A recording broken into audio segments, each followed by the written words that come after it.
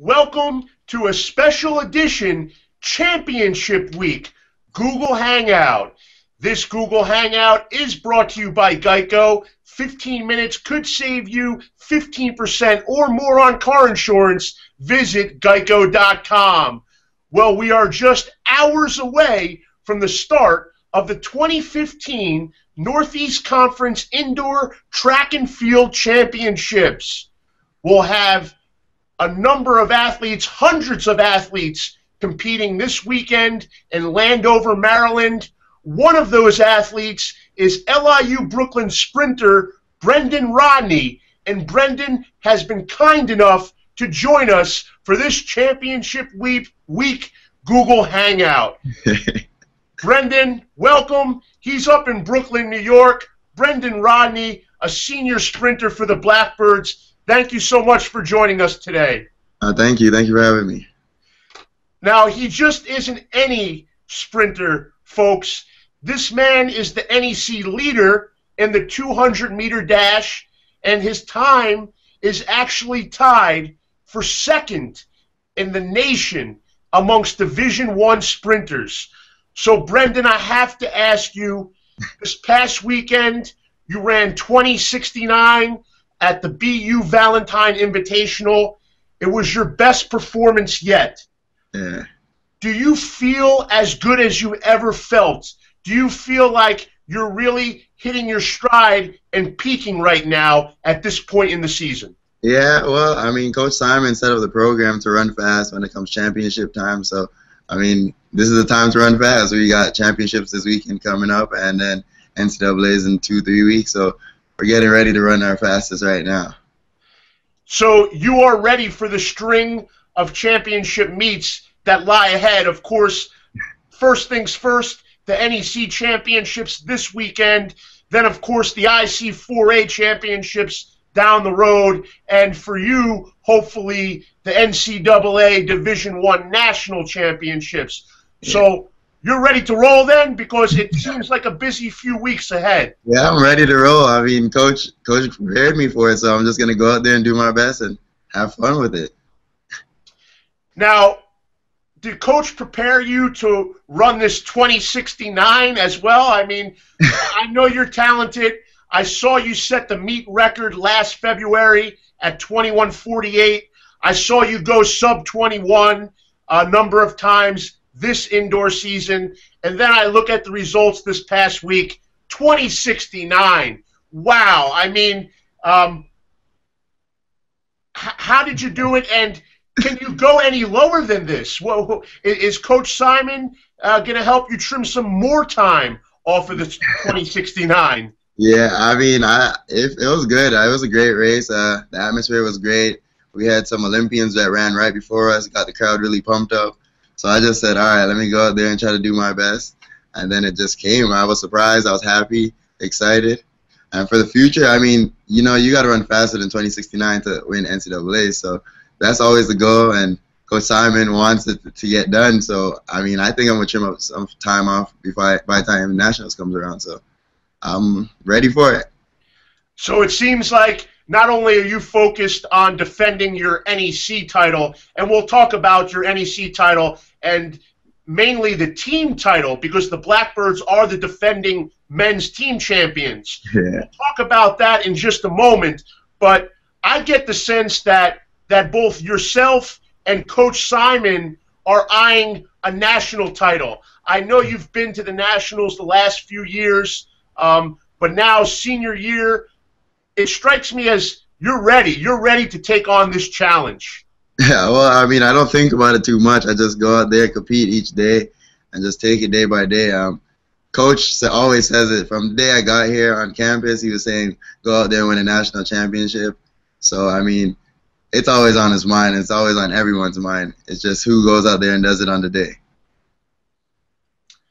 Now, let's talk about the conference championships, and I want to focus on the team. The Blackbirds won the league title last year. I remember interviewing you after the meet. You were pretty happy, I must say, and pretty humble as well. What do the Blackbirds have to do to be repeat champions? I know last year a lot of contributions, guys like Alistair McLean stepping up and scoring some key points. A lot of these key contributors from last year are back, but it's a new year, a new challenge, a new meet. What do you and the Blackbirds have to do to come out on top and hoist that trophy in the air on Sunday? Well, I mean, we have to get the same contributions as last year. Alistair, Adam, Jonathan, all of them got to go out there and just compete like they've been competing all season. Everybody on the team has talent, and they all work hard. Like, any day in practice, they're in front of me, gassing me out. I mean, we all work really hard. So if they go out there and compete like I know that they can, and they know they can, I mean, it's a good chance that we can come out and win the championship again. Now, I think it has to be, I suspect it's an interesting team dynamic at LIU. I mention this because it's a pretty small roster, anywhere from 10 to 20 athletes. You know, you don't go 60 athletes deep on your roster. So just being that it's such a small group, is it a close-knit group? Is the team a tight bunch? Do you spend a lot of time together, both on and off the track? Yeah, we actually do. Every night, or almost every night, we play Monopoly, or we're playing video games. We're competitive, so if someone loses in Monopoly, they're upset. They want to play it again, but it's like 1 a.m. in the morning, so we can't play because we have practice. We're playing video games. We play 2K, Xbox all the time. We eat together. The only thing we probably don't do is sleep in the same bed, but we're always together.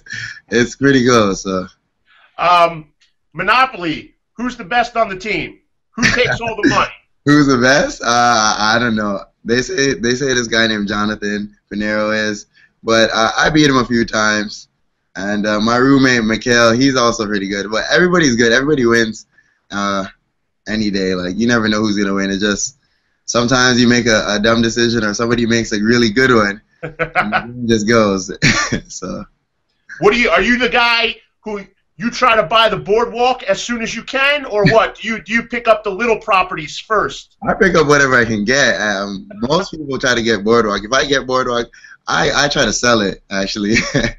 But any property I can get and I could build a monopoly, I just use it, and then they get upset because I try to sell them a lot of properties. I try to make money off of everybody.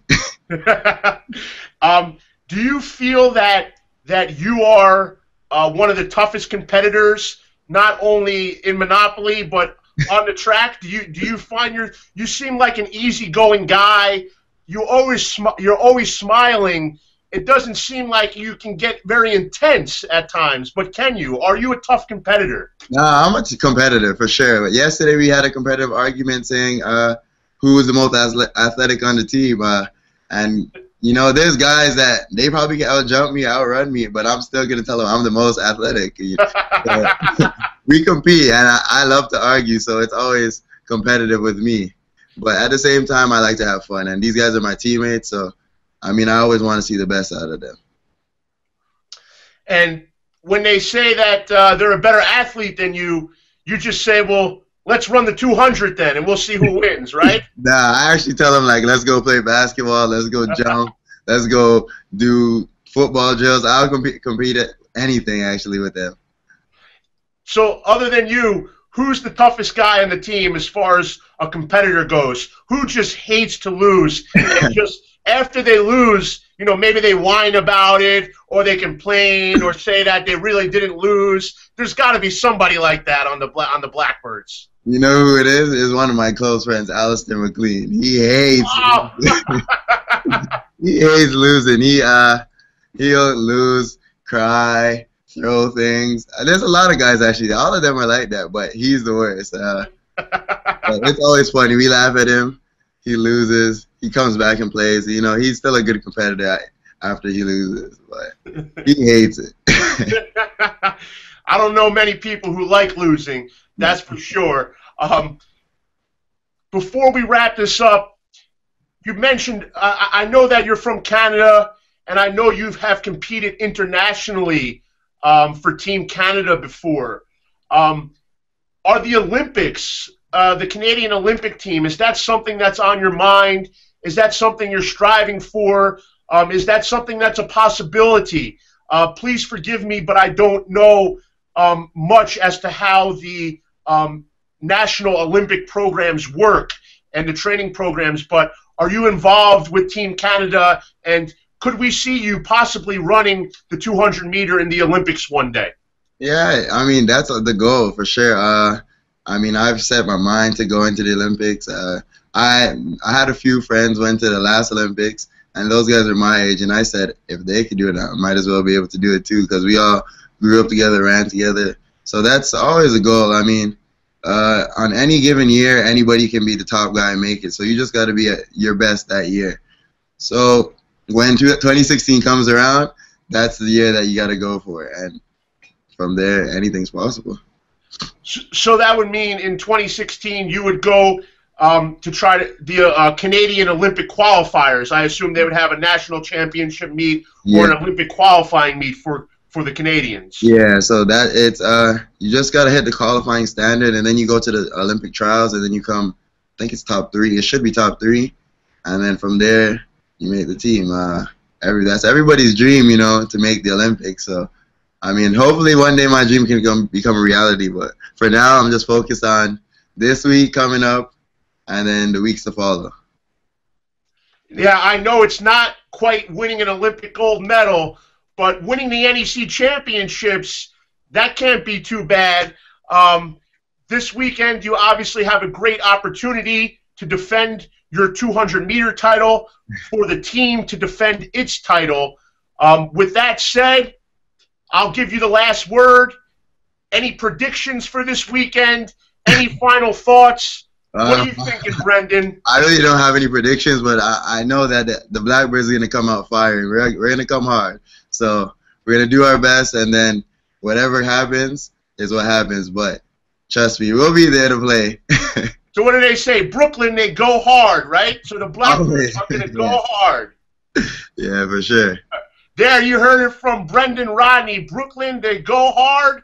They're going to be ready to go this weekend. You heard it from the man himself, Brendon Rodney. He was the MVP at last year's indoor meet.